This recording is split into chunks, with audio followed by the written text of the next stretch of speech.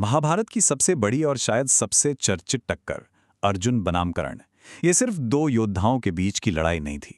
ये तो दो अलग अलग दुनियाओं, दो अलग अलग नैतिकताओं का टकराव था। तो चलिए सीधे उसी सवाल पर आते हैं जिस पर आज भी इंटरनेट पर दोस्तों की महफिलों में बहस छिड़ जाती है।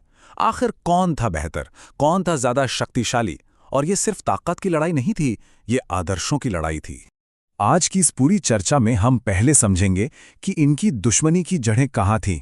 फिर हम अर्जुन और कर्ण दोनों के नजरिए को देखेंगे, उनके आखिरी टकराव के उस बेहद मुश्किल पल को समझेंगे और अंत में ये सवाल उठाएंगे कि ये हजारों साल पुरानी दुविधा आज हमारे लिए क्या मायने रखती है। देखिए, ये बहस आज भी इतनी दिलचस्प इसलिए है क्योंकि महाभारत खुद इन दोनों योद्धाओं को लगभग हर पैमाने पर बराबर दिखाता है, चाहे वो हुनर हो, हिम्मत हो या फिर हथियारों का ज्ञान। ये कोई एक तरफा मुकाबला था ही नहीं, ये तो दो महाशक्तियों का टकराव था। तो सबसे जरूरी बात यह है कि ये लड़ाई सिर्फ ताकत की नहीं थी, ये वफादारी की भी थी। अर्जुन को धर्म यानी सही रास्ते का प्रतीक माना जाता था, जबकि कर्ण अपनी मजबूरियों और वचनों के कारण उस पक्ष के साथ खड़े थे जो अधर्म का रास्ता था। चलिए पहले अर्जुन के पक्ष को समझते हैं। उन्हें एक ऐसे आइडियल वॉरियर के तौर पर देखा जाता है जिसका हर फैसला, हर काम एक बड़े मकसद और कर्तव्य की भावना से जुड़ा था। और यहां हमें अर्जुन की ताकत का असली अंदाजा होता है।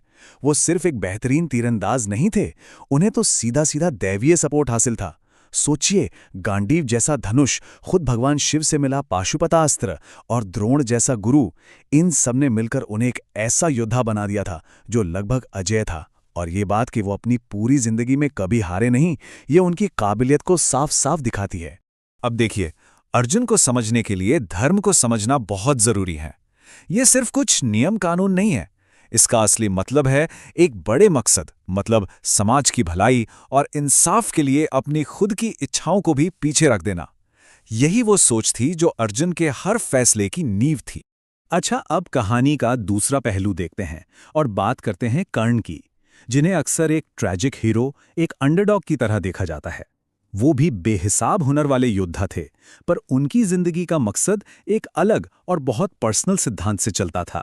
और यही तो कर्ण की जिंदगी की सबसे बड़ी त्रासदी है। वो पैदा तो एक राजकुमार के रूप में हुए थे, लेकिन समाज ने उन्हें हमेशा उनकी परवरिश से आंका।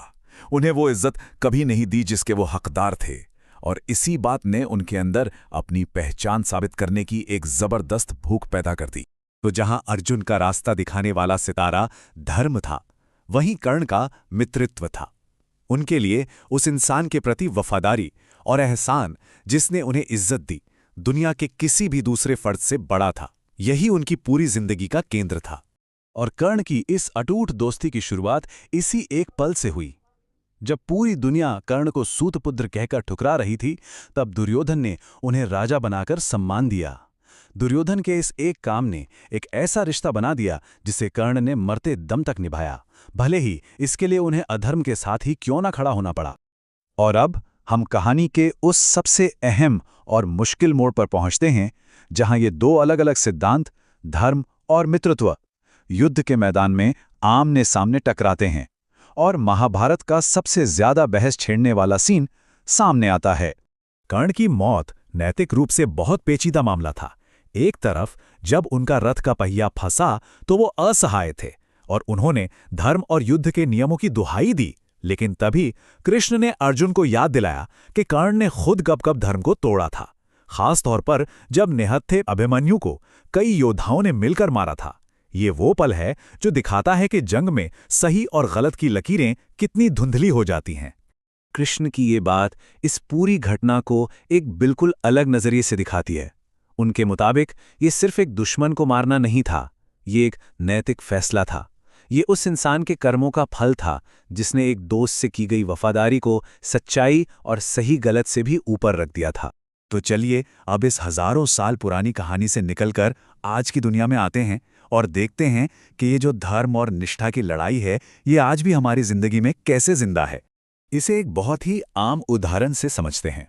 सोचिए, क्या किसी को कंपनी और समाज के प्रति अपना फर्ज यानी धर्म निभाते हुए अपने बॉस के भ्रष्टाचार की रिपोर्ट करनी चाहिए, या फिर उस बॉस के प्रति अपनी निजी वफादारी यानी मित्रत्व निभानी चाहिए जिसने शायद कभी उसकी मदद की हो।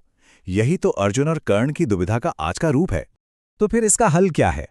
महाभारत का एक बहुत गहरा संदेश ये है कि ये दोनों चीजें यानी फर्ज और दोस्ती एक दूसरे की दुश्मन नहीं होनी चाहिए। एक सच्चा दोस्त वो है जो आपको सही रास्ते पर, आपके कर्तव्य के रास्ते पर चलने में मदद करे, और एक कर्तव्य निभाने वाले इंसान को भी दया और सम्मान का साथ नहीं छोड़ना चाहिए। और आखिर में ये कहानी हमें इसी एक बुनियादी सवाल पर लाकर छोड़ देती है, एक ऐसा सवाल जिसका कोई आसान जवाब नहीं है। और शायद यही वजह है कि अर्जुन और कर्ण की ये टक्कर सिर्फ एक कहानी नहीं, बल्कि इंसान के नैतिक संघर्ष की एक ऐसी दास्तां है जो कभी पुरानी नहीं होगी।